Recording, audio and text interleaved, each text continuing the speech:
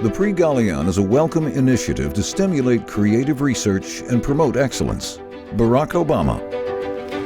The Galien Awards ceremony is considered the equivalent of the Oscars night for the innovators in the labs and awards every year the best pharmaceutical product, the best biotechnology product, the best medical technology, best digital health, best incubator accelerator, best startup. This is the right event, on the right issue, at the right time. I thank His Excellency, the President, for bringing Prix Galien to Africa, and I look forward to the day when we will celebrate an African winner of the Prix Galien. I'm particularly grateful to receive this award. The awards are among the highest honors in science and commerce because they lead to improvement in the human condition. The Prix Galien Awards recognize the world's brightest minds and most innovative companies. They are a true celebration of the hard work required to produce life-changing interventions. That is what makes us optimistic about the future. Congratulations to all of you. Make a difference. Join the Galien Foundation.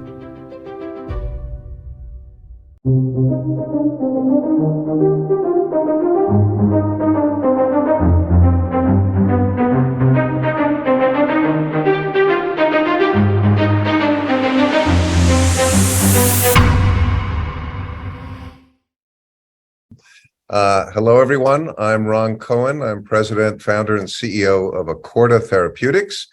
And we have a terrific panel with us today to talk about incubators and accelerators.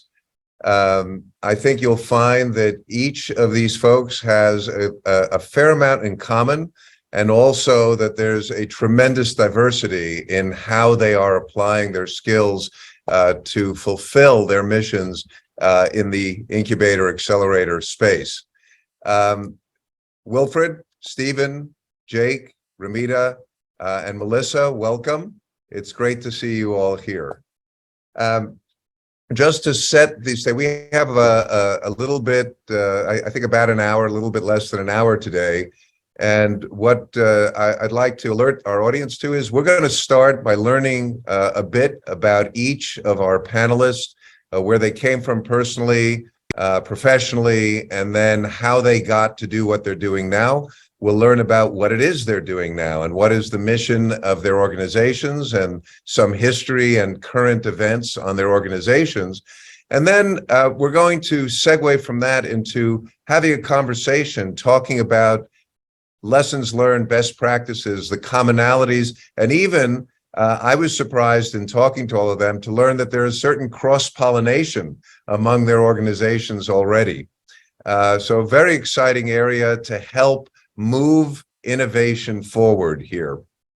So let me start with, I'm sorry, one more thing at the end. I'm going to leave time, I hope, for Q&A, and there is a Q&A button. So if any of you have questions you'd like to address to the panelists, please write them in, and we'll try to get to as many as we can toward the end.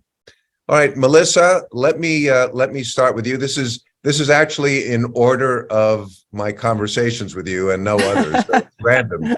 Okay. If you could give us a little bit of your personal, professional background, how you got into this, how you got to MHub, and then we'll talk about what MHub does and what it is. Absolutely. Hello, everyone. So I'm Melissa Lederer. I am the Chief Experience Officer at MHub. MHub is an innovation center here in Chicago focused on new innovation in the manufacturing sector. So really a prototyping lab and innovation center for early stage startups across sectors. And we've been around for about 5.5 years as a nonprofit entity, providing the really capital intensive resources and access to those resources for early stage entrepreneurs to help them accelerate their path to commercialization and build their businesses. My background is in marketing and really building the entrepreneurial community here in Chicago over the last 10 or 15 years. I was part of the early days of what was 1871, which is an incubator focused on digital technologies. And then Stephen, I'll go ahead of you, but we pulled healthcare out of 1871 and built Matter. And I was part of that team for a few years, got the real passion for the healthcare industry, was asked to help us build this third community, really focusing on key sectors within Chicago, where we could infuse innovation into different markets where there was already leadership within the local economy. And manufacturing has always been a mainstay within the Midwest and Illinois. And really, how do you infuse innovation and new talent into the manufacturing sector? So came over to MHub with a real passion also of continuing to build on the healthcare side of MHub and focus on medical device innovation. So that's my quick background.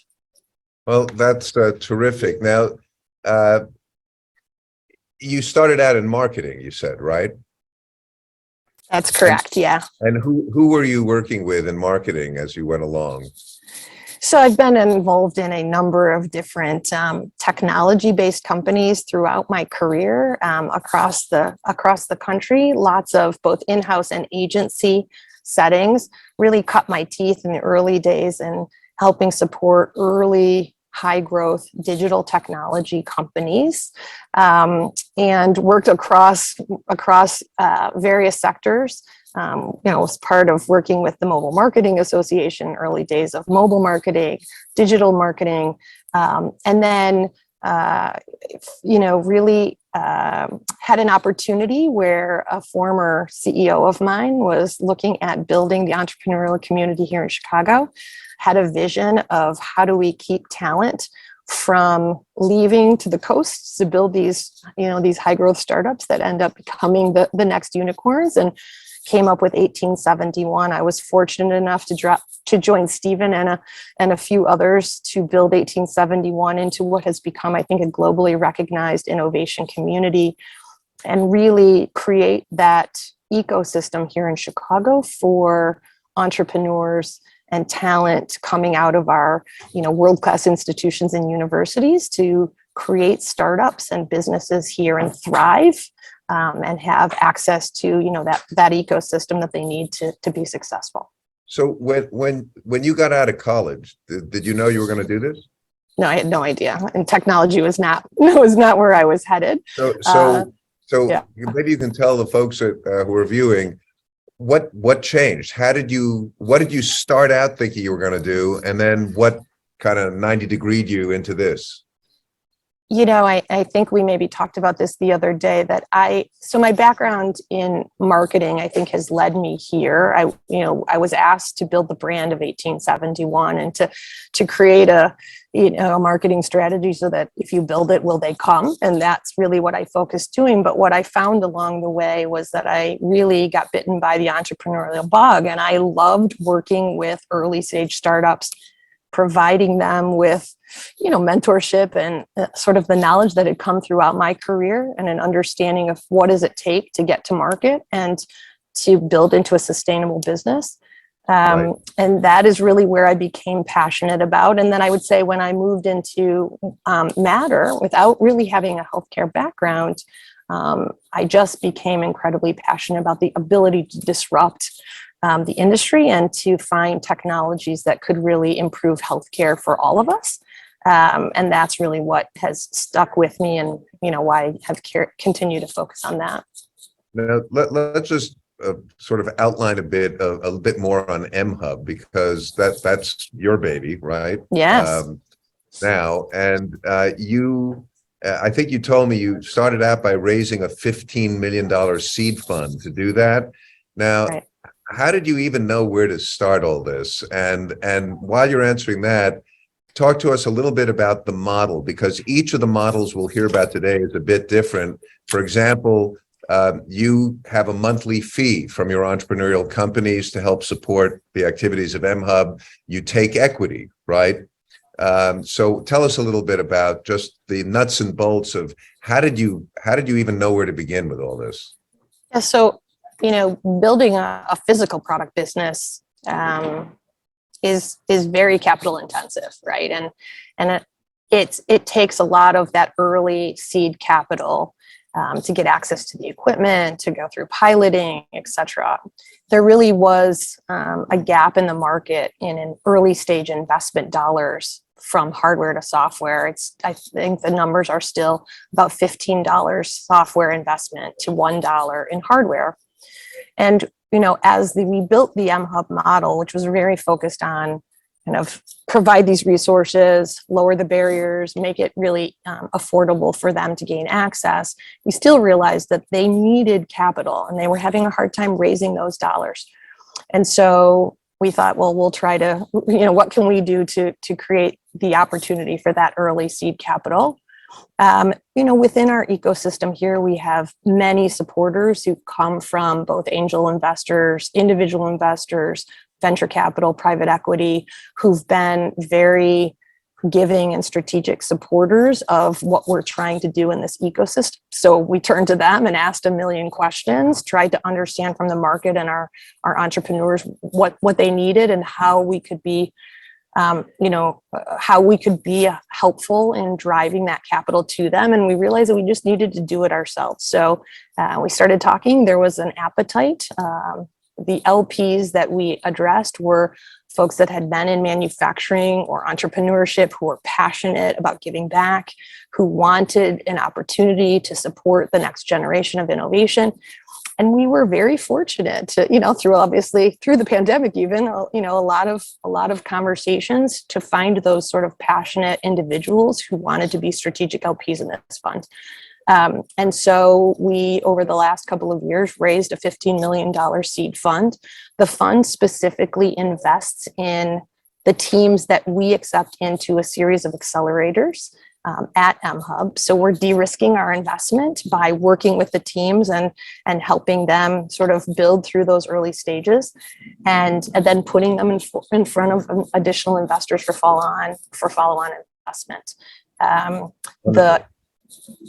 So that's kind of the long of it. Okay, that's great. And mHub has only been around for about 1.5 years, right? We've actually been around for about 5.5 years, but this particular program, which is the Accelerator, has been around for about 1.5 years. Right. That's right. All right. Well, that is terrific. Thank you for that. Let me move Absolutely. to Wilfred. You were raised in Kenya, and I'll preview it by saying, as a computer scientist, and now you are running Vilgro Africa, which is not specifically what you were trained for as a computer scientist. Is that correct? That's right. Tell us a little bit about your background and how your route to get to Vilgro Africa, and then what Vilgro Africa actually does and has accomplished so far. Thank you, Ron. I think very similar to Melissa, I took off on a tangent or a path that wasn't going to lead me into health and life sciences. So to our viewers here, I must warn you that if you want to end up in health and life sciences, please don't follow my steps, because least likely it will lead you to medtech and health. So as Ron said, I did computer science in Kenya at a local university called Egerton. And from there, I just had passion for travel. So I was armed with two things, a computer degree and my passion for travel.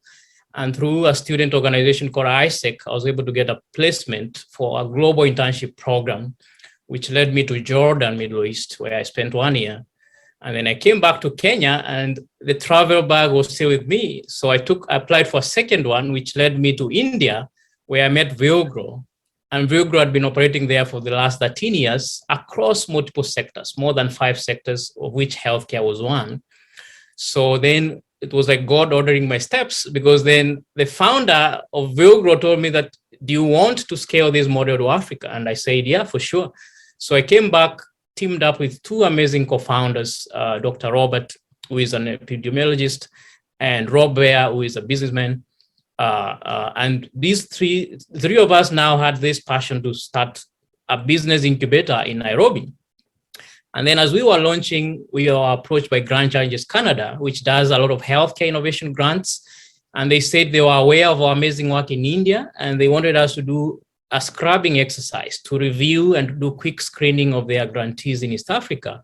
and give recommendations on which ones are most viable and hold most promise to receive follow-on funding of up to $1 million. So that one single assignment is how we ended up in healthcare.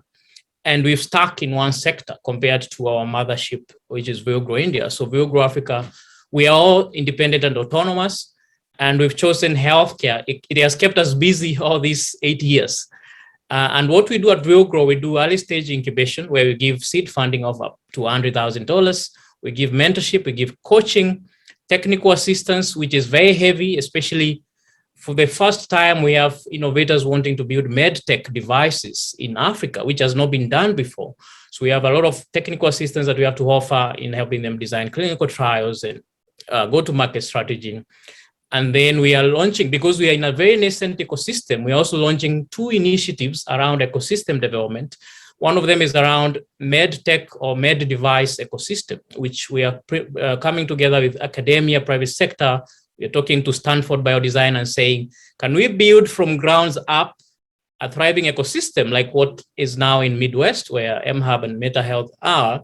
Can we build a similar ecosystem that helps hardware innovators to thrive? And then the second initiative is around biotech, which we are saying that, you know what, Africa is also an amazing place to discover drugs, because that's the origins of most humankind. So the genetic diversity is most diverse in East Africa. And we're saying, can we also leverage that for drug discovery, for things like rare diseases and all that? And that is a new ecosystem play. And then the third intervention is we're also launching a fund, $30 million fund, which then can do next round of funding beyond what the incubator is able to do. So that's it in a nutshell about what we do at Vilgro Africa. To date, we've worked with 50 innovators. These 50 innovators, we've given $2 million across, and they've gone on to raise $20 million and touched about 2 million lives in the last 7 years. And that is phenomenal. And this seems to me to be an important, very important part of the future of the African economy, African healthcare and beyond. Do I recall correctly that some of your sponsors have included the J&J Foundation, Beringer, the Gates Foundation, and so on? So you're really plugged in there. One of the things you mentioned to me that really caught my attention was some of the companies you've been supporting. You take equity, or Vilgro takes equity in your companies, very much like mHub does. So you have skin in the game.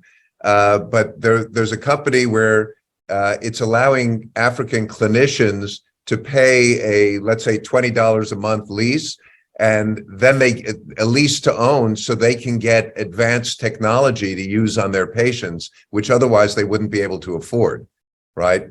That's right, yeah. Yeah. You want me to highlight a little bit about that? Sure. Just give us one example, if you could. Yeah. So the one you mentioned is a company called Ilala Health, founded by 2 amazing entrepreneurs.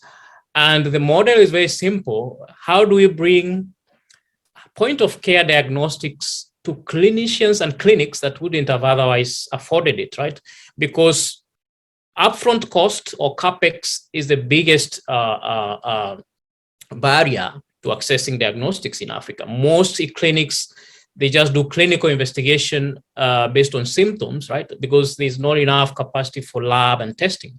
And so this company has put together a kit of about 8 to 10 medical devices, point of care diagnostics, including the Butterfly here from the US and a few other lipid profile test devices they're sourcing those from India, China, and sourcing different equipments that are really affordable, handheld, and leveraging technology that are using AI for diagnosis. I'm putting this in front of clinicians and saying, you know what, don't worry about upfront cost. Let us do a revenue share where you pay $200 a month revenue share based on how much you're making. And then this will go towards ownership. And what clinicians are loving about this is that for the first time, they don't risk losing patients by having to refer outside for lab investigations. So they can do it in-house. And this has increased their revenues, which then they can reinvest back to improve the conditions of the clinic. So that's just one example among other And you also, we don't have time, but I know you have at least 7 or 8 companies with homegrown technology, medical technology in Africa that you're supporting, which is fantastic as well. So let me move to Ramita, and now, as Monty Python used to say, and now for something completely different, and yet not entirely different. Ramita, welcome.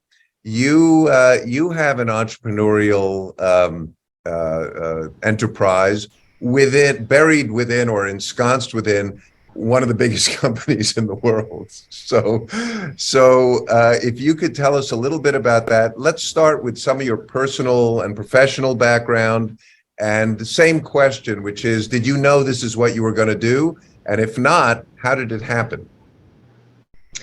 Yeah, thank you, Ron. I'm Ramita Tandon, the Chief Clinical Trials Officer at Walgreens. And as Ron mentioned, it is a startup within the large mothership of Walgreens. I started in the clinical trials or the research side of the enterprise, if you will, back when I started in Boston. I'm based here in Boston and started in academia. I was working at a local children's hospital, running a pediatric unit, working very closely with NIH and really helping to build the department, but more importantly, understanding value of research and the value of research to patients to some extent. And I was speaking at a conference, and there was an industry colleague that reached out and said, would you ever think about moving to the dark side? And I thought, what does the dark side mean? I've just been in research, that's all I know. And it happened to be a large CRO called Quintiles. And lo and behold, I decided to make that transition from academia into industry and spent a lion's share of my career in the CRO space, where I was very focused in building services, solutions, and like Melissa mentioned, using technology, data, and different types of patient engagement modalities to skin the cat. How do we bring drug development processes? How do we make it more efficient? How do we find different ways to bring therapies and new medicines to patients a lot faster? So I've had the pleasure of building organizations, leading organizations with large CROs and delivering services to the pharmaceutical industry.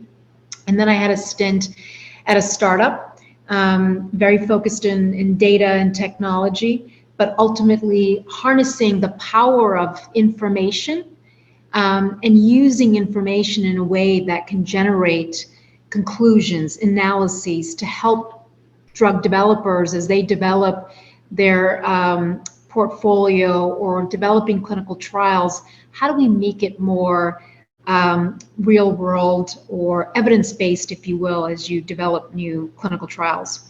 And so while in the midst of all of that, Walgreens had announced their move into healthcare. Last year, we have a new CEO, Roz Brewer, who joined us. And certainly our time during the COVID-19 pandemic, where Walgreens as a retailer administered over 70 million vaccinations across the US, was front and center during the most historic healthcare crisis. We were very involved in the local communities. And so at the time of the announcement, Roz and others reached out and said, we want to get into the clinical trials space.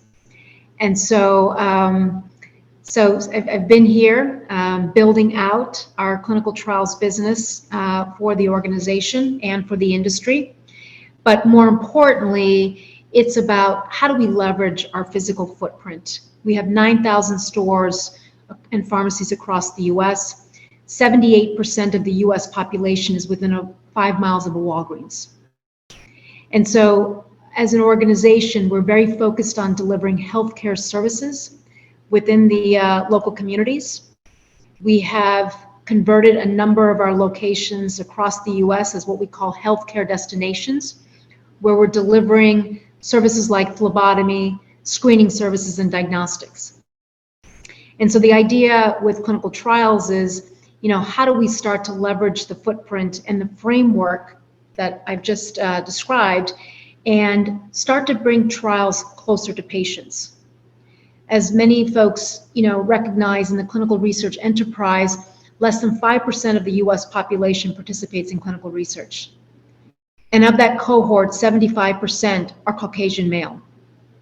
So we have a significant issue around access, diversity, and health equity. So from a Walgreens perspective, our goal and our mission is to really drive trials into our local communities so we can start to improve access and we can start to broaden the participation so it becomes more representative of the US population. And so it's been really exciting as we've launched the business in June of this year. We've had a tremendous positive response from the entire ecosystem, whether it's healthcare systems, providers, manufacturers.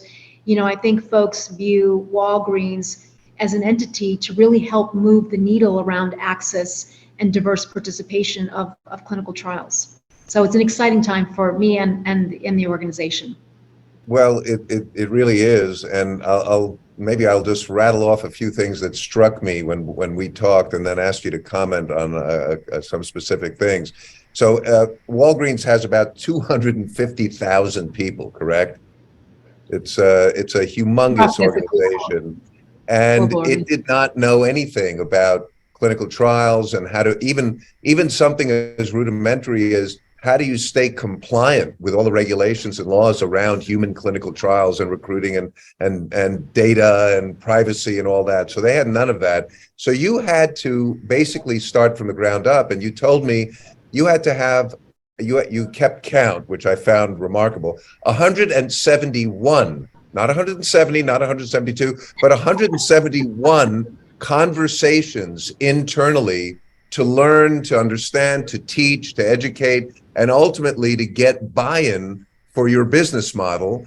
Then you had to write a business plan, an actual business plan within this behemoth, and get buy-in from the decision makers there, make sure you had support, and then clearly you had to work on just making sure that the healthcare centers in these previously just pharmacies had the right staff, the right access to information. They knew what they were doing. They were prepared if they were doing clinical trials where a patient came in and had to get blood work or any other education. You had to do all of that in hundreds of locations.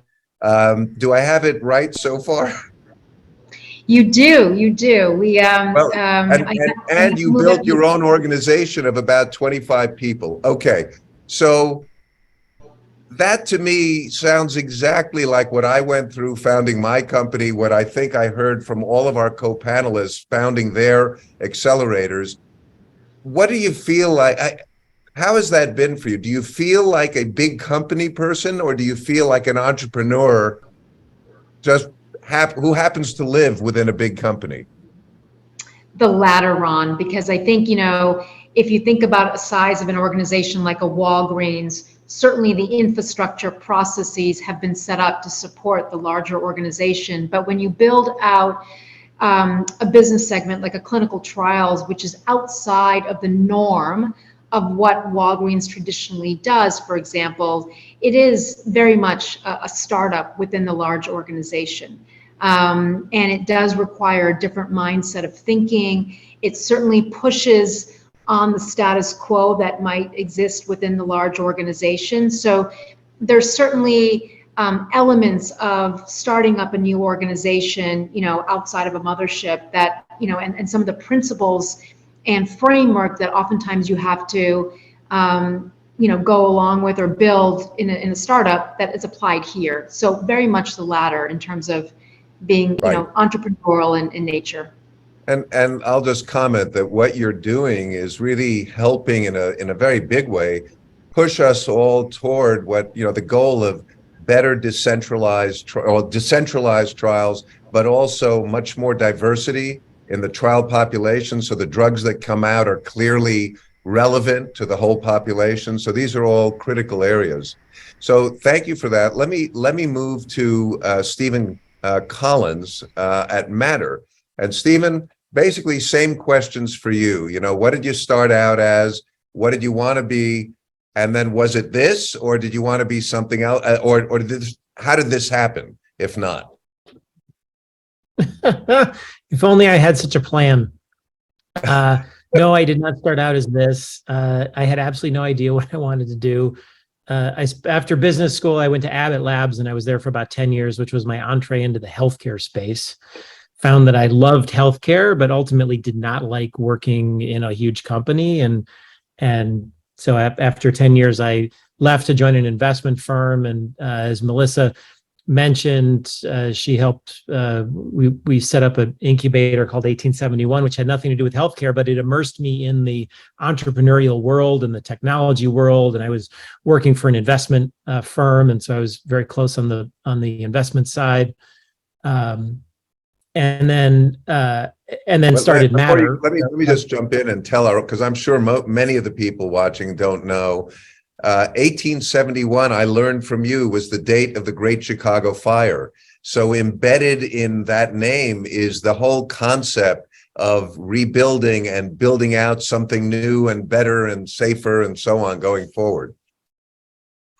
It is indeed, and it was just an incredible experience for me to be able to immerse in the world of entrepreneurship and venture and innovation. And my job was to create that and then get out, staff it, figure out the business model, and then exit, because I was working for a guy named J.D. Pritzker who wanted it to exist but didn't want to run it and own it.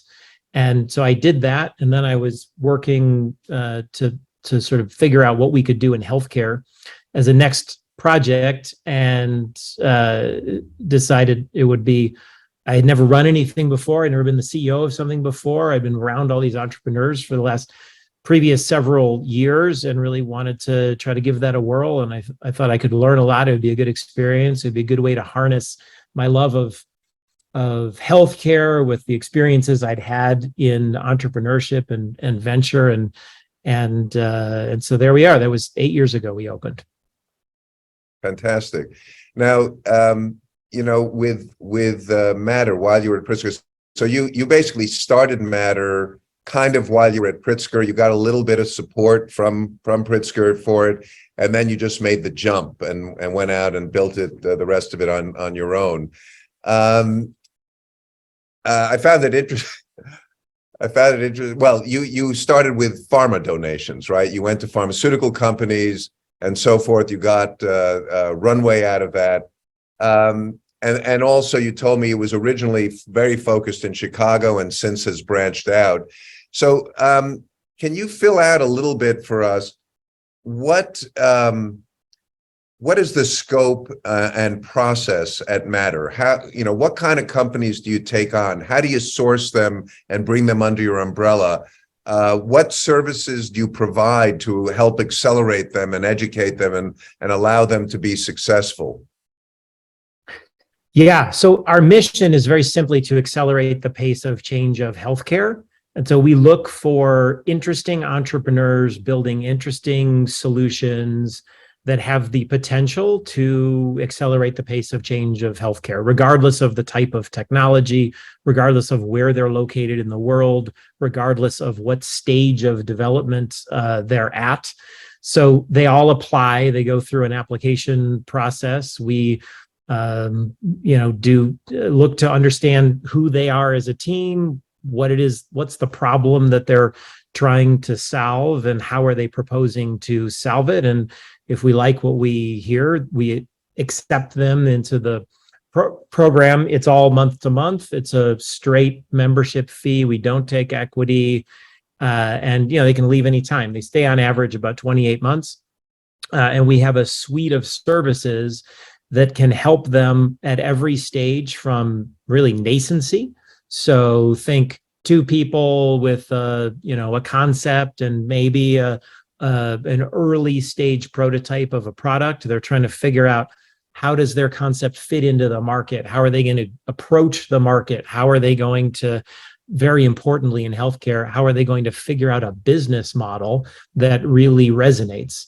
all the way from, that stage all the way to companies that have 200 people, lots of capital. They're scaling up in the market and acquiring customers. And instead of helping them with those early things, we're helping them with thought leadership and positioning and business development and growth in the market. We've worked with about 750 companies since we started. They've raised north of $4 billion to fuel their growth, and they're really innovating in every aspect of healthcare at this point that you could imagine. You've had some successes already that you told me about. Maybe you just want to mention that, because what I love about it is you've been around long enough that you've been able to see some of these companies through to, an advanced level, like Level X, for example. And you want to talk about Level X that? is a fascinating company that started at Matter. The CEO was, in the early days of Matter, he was the CEO of another company, which he was in the process of kind of wrapping up to sell. And on the side, he was starting this company called Level X, and we really helped him understand the healthcare universe. He didn't come from a healthcare background. We helped him get his early seed capital. We connected him with a lot of people from the industry, spent a lot of time really focusing on those early nuts and bolts.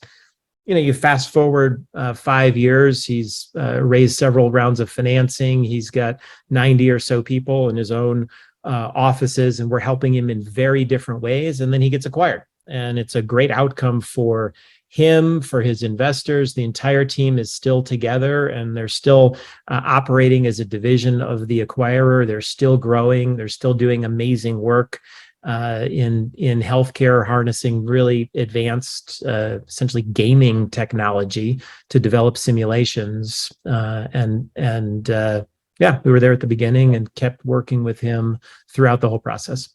So, great story. I'll tell you, as having started my own company and gone through all that without the benefit of an accelerator, I looked at some of your offerings because I got to see some of the educational materials you provide for the entrepreneur CEOs, and it's fantastic. I will just tell you from a personal point of view, I wish I had had access to that when I was starting, because it would have accelerated what I was doing. I had to learn what you put in there through experience, and that takes a long time, right? So that really would have accelerated it a lot. So let me move to Jake. Jake, same question for you. Did you start out with an ambition to to head up an accelerator or an incubator? And what did you start out doing? And now what do you do now? And how did you get there? No, first of all, Ron, thanks so much for having me. This has been a great conversation. My name's Jake Laporte. I co-founded and lead the Novartis Biome. And no, I didn't start out thinking I was going to be doing this. I was actually a scientist. I was an organic chemist, did a little bit of medicinal chemistry, quickly transitioned to the business side of the pharmaceutical industry, which is an industry I care deeply about. I deeply believe in its mission. I was working on innovation, got really captivated in making a contribution to the R&D productivity problem of pharma. Wound up leaving consulting, started my own company called Snapdragon Chemistry, focused on bringing continuous manufacturing into the industry with an MIT professor. Worked in clinical innovation at PPD with a client that I had, the chief medical officer there, and ultimately matriculated into Novartis to lead our digital transformation in global drug development, which is You go ahead, sorry. Finish your thought. Yeah, which is our organization that runs all of our phase 2, phase 3, and in some cases, phase 4 trials. So I really cut my teeth in clinical innovation. So I just want to make a point here for those who wonder about how all this happens. I found, and we'll develop this a little more, hopefully, when we get to the group. I found common threads in talking to all of you, and one of them was opportunity knocked and you answered the door, and you didn't know what was on the other side of the door, but you answered it. And in your case, it's a little bit of serendipity, right? The person that you were working with at PPD moved to Novartis and then asked you to come along, and you said, yep, I'll do that. right? Yeah, that's right. I think my career has been guided by problems that I think are very meaningful and where I think I can make a contribution. And sometimes these things line up really well. And so that's how I got to Novartis. And in fact, that's how I founded the Biome as well, because I came into Novartis at a time where there was a great focus of the company to transform from a conventional pharmaceutical company to a company that's led by data and digital. We see that as a future. The promise of digital technologies is very palpable to make an impact for the patients that we serve. But there was a problem because our industry, and certainly Novartis, are not digitally native. We almost always rely on an external partner to some extent to help us co-create these solutions.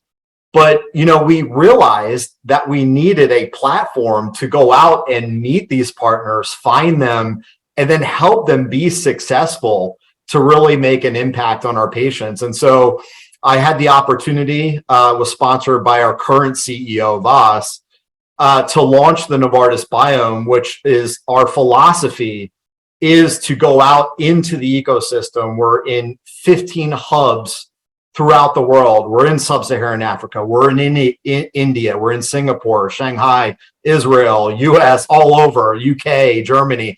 We're all over to meet these entrepreneurs. And not only that, but to partner with other healthcare participants, healthcare systems, hospitals, retailers like Walgreens, to really come together and figure out how do we co-create solutions that have a meaningful impact on patients. And so what we do is we find these innovators and we surround them with resources. We have a great story when we first started the Biome. We had a global health initiative to increase access to medicines in sickle cell disease in sub-Saharan Africa that was already started at Novartis. Of course, one of the problems is diagnosing these patients, right? Because oftentimes you need some laboratory infrastructure for conventional testing that's simply not there. So unfortunately, in some of the areas of this region, there's a mortality rate of upwards of 80% for children under the age of 6 with this disease. And so we found a great technology in Portland, Oregon, of all places, a company called Hemex Health that had a very cheap and portable diagnostic to diagnose sickle cell disease. We surrounded them with regulatory resources, accelerated their market approval in Ghana FDA, got them into this initiative to deploy their solution. And now we are, together with Hemex Health, literally saving lives in sub-Saharan Africa. So we saw that as an early success, and we really built that model. We work with about 40 to 60 companies, innovative companies per year, helping them validate their solution in markets, and then where appropriate, scaling them to other markets as well to have an impact on how patients experience healthcare. So, I can hear your enthusiasm tick up when you talk about actually in real time benefiting patients. And that, at the end of the day, I think this is a huge part, if not the main part, of all our motivations on this and where we get the meaning. Absolutely. What also fascinated me, Jake, was we were talking about the model you built within, again, another giant company, like similar to what Ramita had to do. So you developed what you called a franchise model. That's right. Where each individual country unit of Novartis pays for the biome in their country. And then you have people stationed there as part of biome who feed back what are the issues that those hubs are encountering, problems to solve in anywhere from commercial to clinical and so on, but always at the level of the patient. And then you actually tend to source the solutions from entrepreneurial or other organizations within that geography. So it's a kind of local solutions, right? It's absolutely right. It's somewhat of a serendipitous model that we got into. But what the franchise model forced us to do is to create a program that added value to our partners, our external partners, as well as our internal businesses. because they actually, as you mentioned, pay for it, right? So we had to create a program that added value to both of these key stakeholders that we have. And so what we see is that these businesses come to us with real problems, with the ability to sponsor programs in the biome and scale them if they prove out. And this has been a wonderful model for us and for our partners. We've had the pleasure of working with multiple companies that have achieved unicorn status. And I'm not saying that's because of the biome, but we've been able to work with them. We've been able to scale their solutions in the context of what we're trying to do to support patients. So yeah, it's a great model. Fantastic. So, just listening to you all again gets me very excited, because I have to admit, because I'm a biotech entrepreneur, I had not benefited from an accelerator. I kind of vaguely knew what you all were supposed to be doing out there, but having learned from you all what you're actually doing, it's a vital part of the ecosystem, right? I mean, it really is. It's like an enzyme in a chemical reaction. And when I was around, when I was doing this, I didn't have any enzymes. I had to find my own. So I had a little enzyme here. I'd find one contact who was a VC who would give me a few minutes on the phone to teach me stuff. And then I'd have to go find someone else. But what you're doing is really enzymatically accelerating the process. So if people really have an idea that has legs, you're able to give them the tools to build the table on those legs, right? And then to build beyond that and build a house around the table, if it were. Maybe I'll just ask you all, and I don't see any questions yet. So if anyone in the audience has questions, please type them in. But let me ask you all, if you have any questions of each other based on what you heard tonight or this evening. Surely someone must have a question. I can ask. Steven. Happy to ask Jake a question. And it could apply to any life sciences company like this. But what does success look like? So you gave an example around sickle cell. But clearly the company's investing quite a lot to develop these hubs, to, build out a whole infrastructure. 5-10 years from now, if you're successful, what does it mean for Novartis? Yeah, so we measure almost everything we do in terms of patient impact, right? So, and what we're really focusing on now is how does Novartis partner with healthcare systems and other ecosystem players to solve very complex problems that increase access to care and access to medicines appropriately throughout the world, regardless of your gender, your race, your socioeconomic status. And so I think success for us over the next couple of years at Novartis really looks like, how do we take on some of the leading healthcare challenges and not only just have an intervention, but we have a coalition of partners that are working on a portfolio of solutions for patients that really support their healthcare journey, right? So and you're starting to see early examples of that, right? So we actually have a partnership with the NHS and Medtronic in the UK. We just launched an innovation initiative there where we're trying to find non-invasive LDL screening technologies to support patients on their journey to figure out how they can ensure that they're keeping their lipids and preventing them from getting out of control to reduce their risk of cardiovascular disease. So we want to do more of this throughout the world, and that's what success will continually look like for us, is that patient impact at the end of the day. And again, coming back to patients, which is the theme I hear from all of you, although one or two of you are involved in other industries as well, but all of you have in common healthcare. And by the way, one of the other points I wanted to bring out from having talked to you all is there's already some cross-pollination going on among your groups, right? So there was someone at Vilgro who was at Matter as well, right? That's right. Right. Yeah. And then there was someone else who went from one to the other. Well, we know Melissa came out of Matter and founded MHub, right? So, there's a whole ecosystem of ecosystems here of these incubators. We do have a question from the audience, which is for all the panelists in a sentence: why are incubators needed in healthcare? Let's see if we can Twitterize this into a sentence. Wilfred, why? Yeah, let me go first. And before I do that, I want to say that the gentleman I worked with at Vilgro, his name was Kevin Muite, who then moved to Matter Health. And his dad is tuned in today on this panel. I can see him, Paul Muite. So we were lucky to have this amazing talent nurtured in Nairobi, Kenya. And he moved back to Matter Health. And this is just shows how interconnected we are as a community of practice of healthcare incubators. To your question, why incubators are needed is, for example, in Africa, most innovators, especially medtech innovators who are building devices, this is the first time that this is being done in that part of the world, right? No one has walked that journey before. So they are really trailblazing, and they need someone to walk that journey with them, right?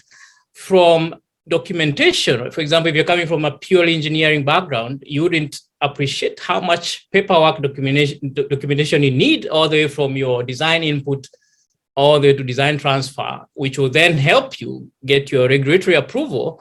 So most of the time, they need someone to guide them through that journey. And we are lucky to have our chief technology officer, who also worked at Jude Medical, and she went to Stanford to do her biomedical engineering course there. And she's walked the journey of taking medical devices from idea through product development, through clinical trials and market entry. So this is the first time this is being done in that part of the world. So it would be very risky of an entrepreneur to try to figure that on their own. Just imagine the time and effort you'd have to invest. It's a very steep learning curve. We even have to teach regulators sometimes that this is a process, because regulation in East Africa was built for FDA-approved CE marked devices. So the regulator, for the first time, they are hearing that actually we are building devices locally. So we have to show them what's the regulatory process. And sometimes we have to copy from FDA, CE, and show them this is the process that we want you to help us walk. So I think that walking the journey with them, I think, is why incubators are needed. So that's great. And what about in more developed countries? Are incubators needed, guys? Anyone want to have a crack at that? And we're running low on time, so let's keep it as concise as we can. I'm happy to jump in. I mean, I think if they weren't needed, first of all, I wouldn't have a job. But honestly, I think Wilfred said, like, traveling the journey is really hard. It's also it's impossible in healthcare with all of the friction. And I mean, how do you understand an industry if you don't have industry access and others who've maybe made mistakes along the way? And I think that is really what makes them so important, and particularly in a friction-wrought industry like healthcare. And I think, Ron, you said this yourself, it took you a lot longer by not having access to these types of resources when you were building your business. And I think, fail fast or accelerate quickly. Well, I'm sorry, go ahead. And just to pick up on something Melissa was saying, right? I mean, it's one thing if you're developing consumer products and maybe someone lives without the product for a little bit longer, that's okay. But if you're talking about healthcare, I mean, people could be literally dying as a result of not getting this innovation to them faster. If I think about, Ron, your experience, you have 2 products on the market, saving people's lives, extending their lives to give them more time with their family. If that all can be done faster, we should be doing it, right? That's the importance of incubators in healthcare and accelerators in healthcare. What occurs to me as I hear you all is something that someone in my medical school taught us. One of our professors, early on, he asked the whole class a question. He said, what we need you to do coming out as doctors when you finish your education is the most important thing is to have good clinical judgment. You need good judgment. And then he stopped. He said, so where does good judgment come from? And he answered his own question. He said, experience, right? And where does experience come from? Bad judgment. And I see incubators as helping avoid as much bad judgment as you otherwise would have, because you now can tap into other people's experience who have already made those mistakes, as some of you have said, and now have better judgment than you do because they've got the experience and they can give it to you instead of having you have to wait to go through it yourself.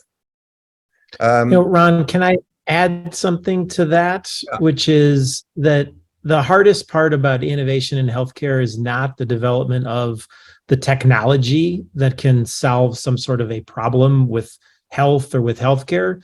The hardest part is developing a business model that can actually succeed in the cockamamie way that healthcare is designed and executed, particularly in the United States, but really everywhere. And so it's not just the entrepreneurs who've made all these mistakes that you can learn from, which is absolutely critical to your point. It's also being able to connect with all of the different constituents parts of the industry, the leaders in the health systems and the pharmacy and pharmaceutical companies and payers, and getting all of that input early on and throughout the whole process of developing something so that you can build something that actually has a business model that has a chance of success. 100%. So we have, I think, time for just one more question that came in, and this is to Ramita. It says, as you mentioned, there's a huge opportunity for people to participate in clinical trials because they'll be more accessible through your model. But how does Walgreens propose to recruit those individuals? It's a good question. We, as I mentioned, we've got 9,000 stores and pharmacies across the U.S. We have about 160 million lives, consumers and patients that visit our stores and pharmacies on a regular basis. We've made some significant investments in technology that allows us to proactively identify patients that are suitable for trials. So as we start to see trials that are ongoing, we are proactively reaching out to patients and match patients to trials, number one. Number two, we are going into our communities. Obviously, our locations, our pharmacies are in the daily fabric of our communities and day-to-day lives of our patients and consumers in their communities. And so we are being very active within these communities as we partner with organizations in the communities and ultimately start to educate and empower our local communities to understand the value of clinical trials, because ultimately we want clinical trials to be seen as a care option. So we're making investments in our communities to activate our local pharmacies, to bridge the gap of knowledge that exists amongst the lion's share of the nation of what clinical trials is. And so we're leveraging technology as a mechanism to identify patients, but more importantly, we're spending time within the communities to educate and raise awareness of the importance of clinical trials and their participation in clinical trials. That's great. Now, I guess we're right at the end. Someone else followed up for you, Ramita, saying, what is the disease focus of the clinical trials that you do? Infectious, NCDs, oncology, et cetera. How are you achieving efficient studies? I don't know that you have time for the whole thing, but maybe you can just pick off some of the disease states. Yeah, we're looking at some of the larger disease areas, like the diabetes and, CKD or cardiovascular outcomes, the large disease areas that impact the swath of the U.S. population, and particularly the ones that have significant health equity issues. We certainly have an ability to tackle some of those disease areas, but we're taking it case by case. I mean, there are some disease areas that perhaps doesn't make sense, but where we think we can have a significant impact on health equity and diversity, we certainly are tackling those disease areas. So that is perfect note to end on, I think. This has been terrific. I want to thank you all, because anytime I can get educated as moderator, that's a bonus, and you've all given me a terrific education. It's very clear that the work you're doing is absolutely a fundamental part of the whole ecosystem, and something that really can help all of us get to what we all share in common, which is trying to improve the human condition, and to do it faster, not slower, with all of the complexities that's involved. So thank you all. for being with us and sharing your journeys, and looking forward to more great things from all of your programs. And I'm going to turn this back to our sponsor at Galien. Or do we just say goodbye and leave? I think we probably just say goodbye and leave. So thanks, everybody. All right. Thank you for having us. Thank you for having us. Thanks so much. Bye. Thank you very much. Bye now. Goodbye.